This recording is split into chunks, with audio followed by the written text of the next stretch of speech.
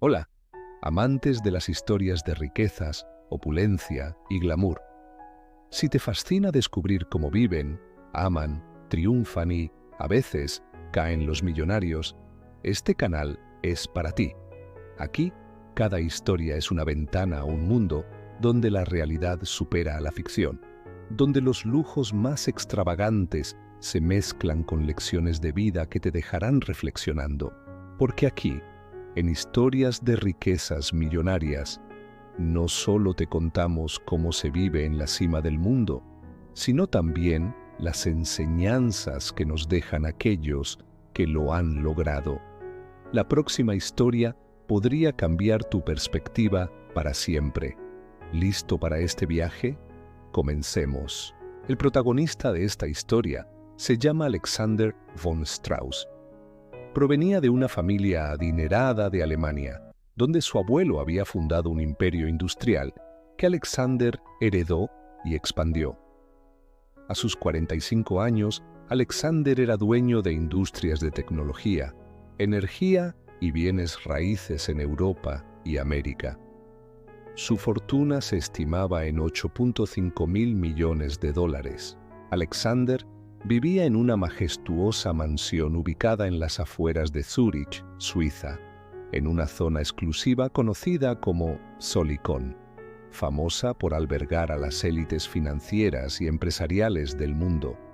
La propiedad estaba situada en lo alto de una colina, con vistas panorámicas a los Alpes suizos y al lago de Zúrich. Su propiedad tenía más de 5.000 metros cuadrados, con 12 habitaciones, 8 baños, una sala de cine privada, una bodega de vinos subterránea y una sala de trofeos donde exhibía obras de arte valuadas en millones de dólares.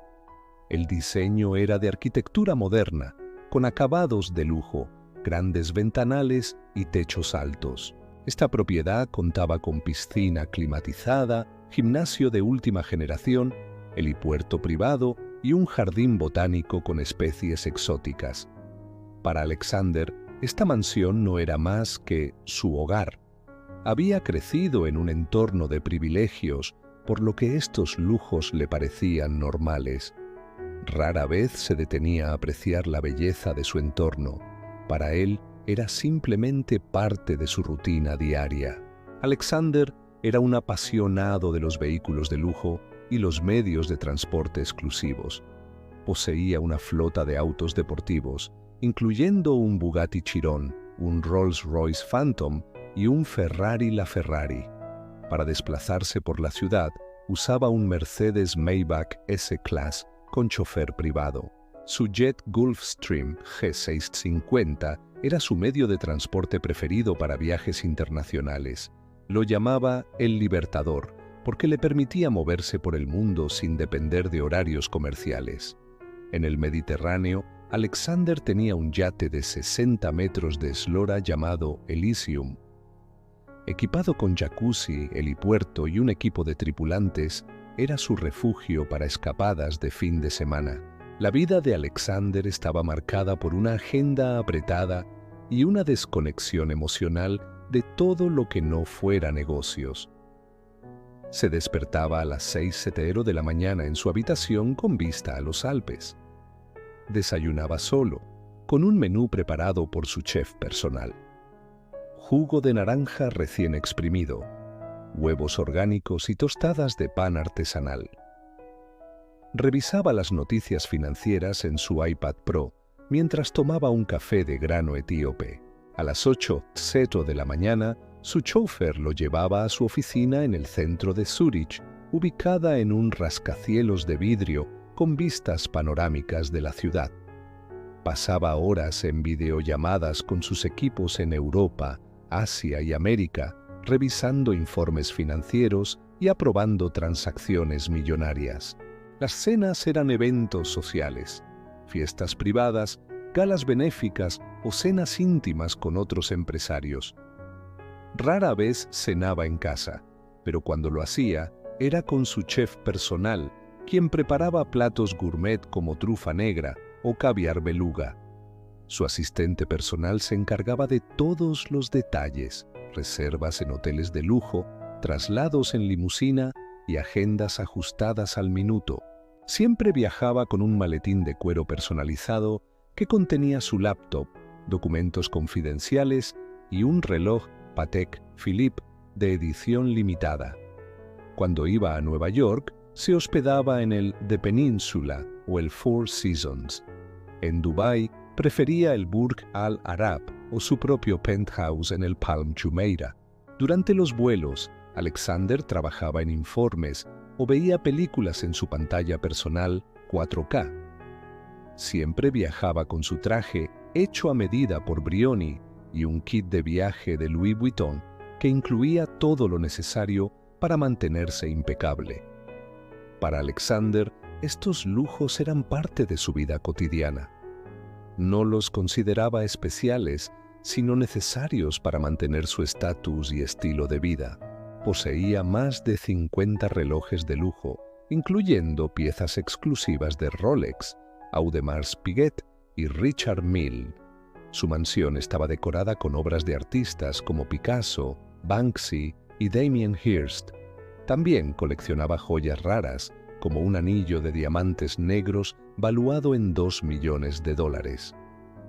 Asistía a subastas privadas, compraba entradas VIP para eventos como la Fórmula 1 o la Copa del Mundo y reservaba restaurantes enteros para cenas íntimas. Fue Jonathan Hartley, su principal asesor de inversiones y socio cercano, quien le sugirió la idea de comprar una fábrica de ropa en Bangladesh. Jonathan le presentó cifras impresionantes, costos de producción bajísimos, mano de obra barata y la posibilidad de multiplicar su inversión en menos de un año. Le mostró informes que indicaban que Bangladesh era el segundo mayor exportador de ropa del mundo, con ganancias anuales de miles de millones de dólares. Alexander, siempre en busca de nuevas oportunidades para expandir su imperio, se sintió fascinado por la idea. Le encantaba la sensación de poder y control que le daba adquirir nuevas empresas. Sin embargo, nunca se tomó el tiempo de investigar a fondo las condiciones laborales o el impacto humano detrás de esas cifras. Alexander imaginaba las fábricas de Bangladesh como instalaciones modernas, eficientes y limpias, similares a las que poseía en Europa. Creía que, aunque los salarios eran bajos, los trabajadores vivían dignamente y las condiciones laborales eran aceptables. Sus inversores le aseguraban que todo estaba bajo control y que cumplían con los estándares internacionales.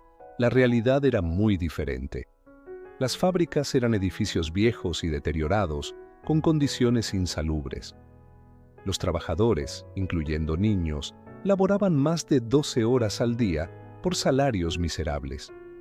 No había medidas de seguridad y los accidentes eran frecuentes. Alexander nunca lo supo porque sus representantes solo le mostraban informes financieros, no humanos. Los trabajadores respiraban polvo de algodón constantemente, lo que provocaba enfermedades respiratorias. No había equipo de protección personal como mascarillas o guantes. Las jornadas laborales superaban las 12 horas, con salarios que apenas alcanzaban para sobrevivir. Los baños y áreas de descanso eran escasos y estaban en mal estado.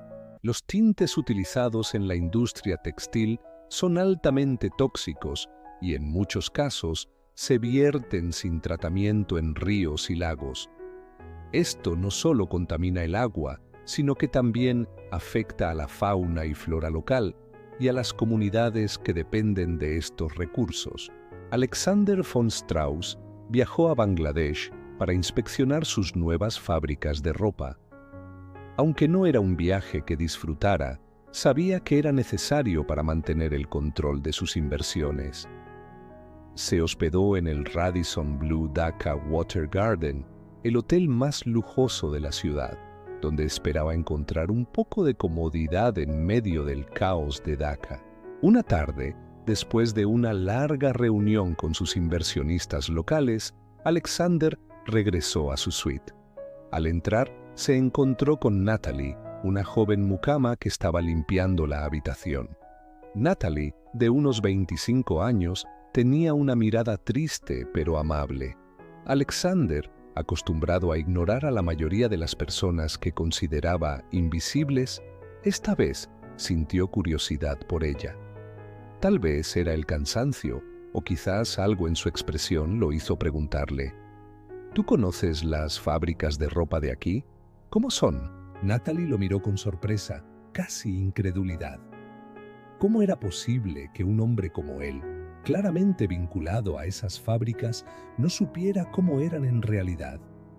Con una mezcla de ironía y tristeza, le respondió: ¿Usted no las conoce? ¿En serio?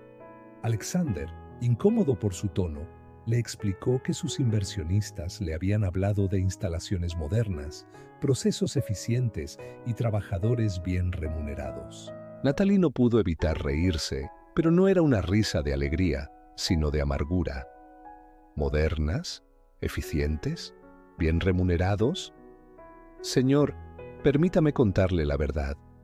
Natalie comenzó a relatar su experiencia, con una voz temblorosa, pero firme. Su historia era un reflejo de la realidad que Alexander nunca había querido ver. Natalie tenía un hermano menor, Rafael, quien a los 16 años comenzó a trabajar en una de las fábricas de algodón. Trabajaba 14 horas al día, respirando polvo de algodón y químicos tóxicos sin protección alguna. Después de unos meses, comenzó a enfermarse. Tos constante, dificultad para respirar y dolores de cabeza insoportables. Un día, Rafael colapsó en medio de su turno. Lo llevaron a un hospital improvisado dentro de la fábrica, pero no pudieron salvarlo.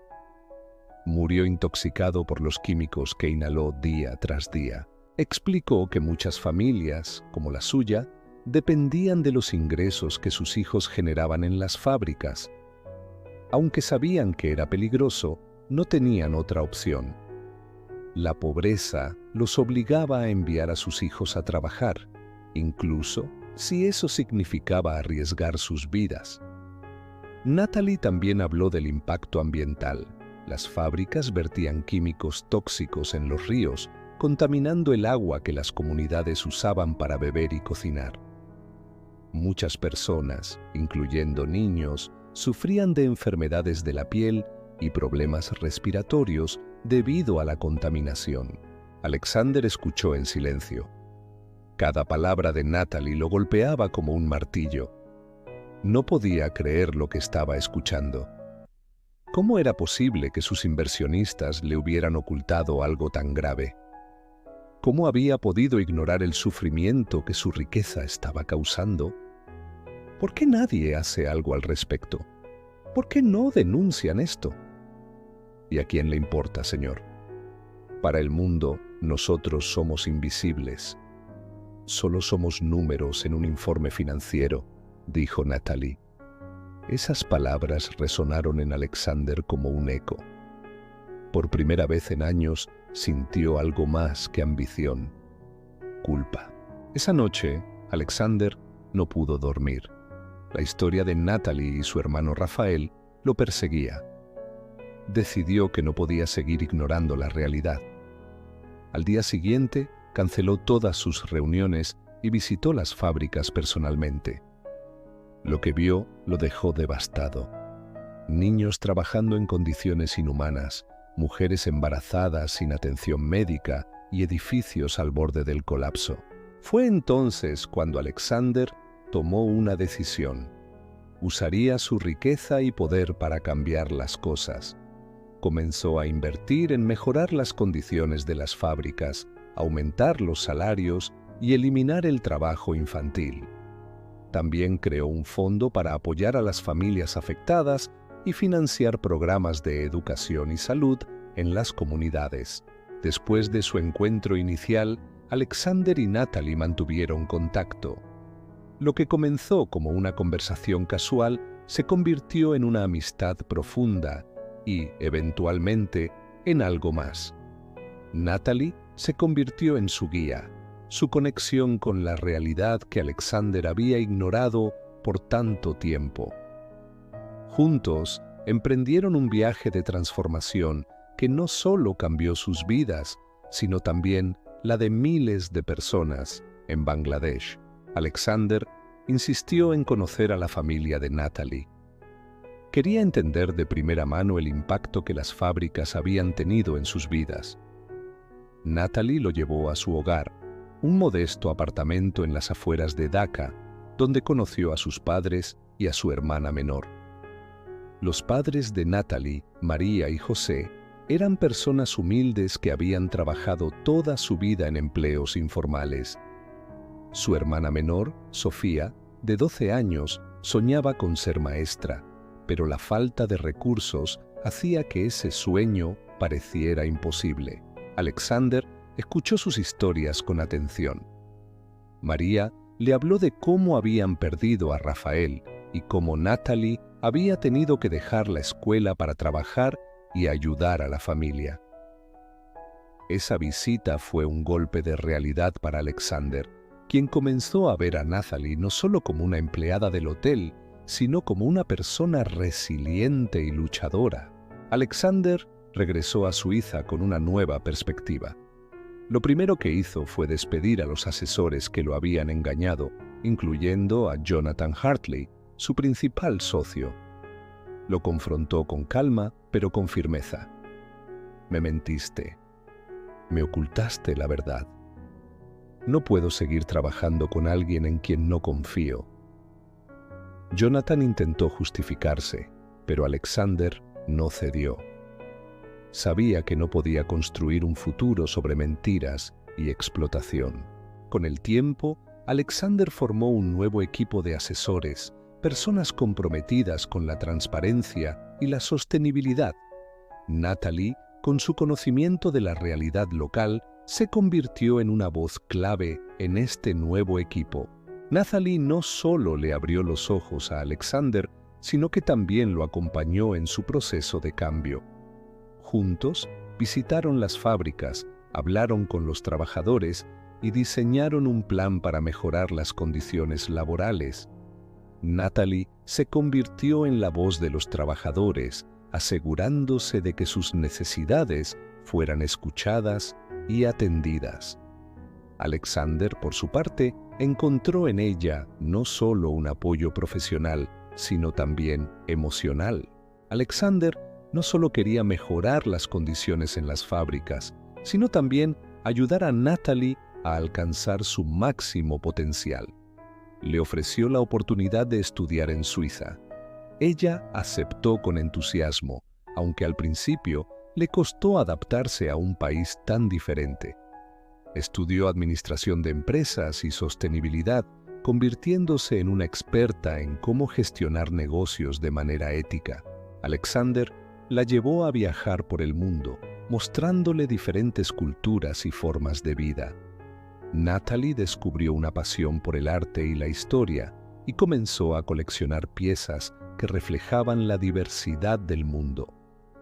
Con el tiempo, la relación entre Alexander y Natalie evolucionó de una amistad profunda a un romance sincero. Ambos habían encontrado en el otro algo que no sabían que necesitaban. Alexander, una conexión humana auténtica. Natalie, alguien que creía en ella y la apoyaba incondicionalmente. Después de varios años de relación, Alexander y Natalie se casaron en una ceremonia íntima en Suiza, rodeados de familiares y amigos cercanos. Natalie llevó un vestido tradicional de Bangladesh, combinado con detalles suizos, simbolizando la unión de sus dos mundos.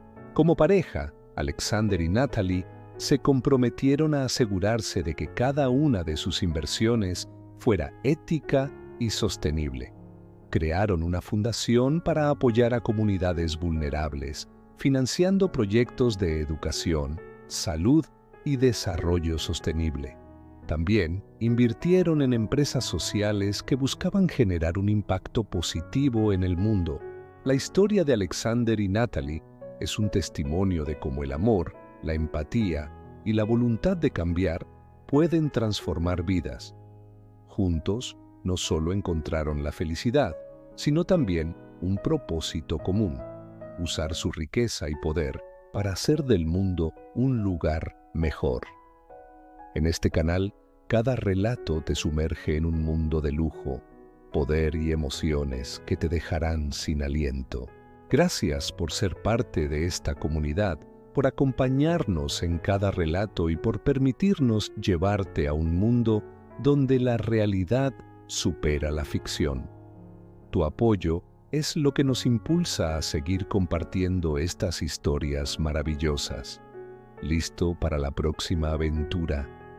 Nos vemos en el siguiente video, donde la riqueza, el poder y el glamour volverán a ser los protagonistas.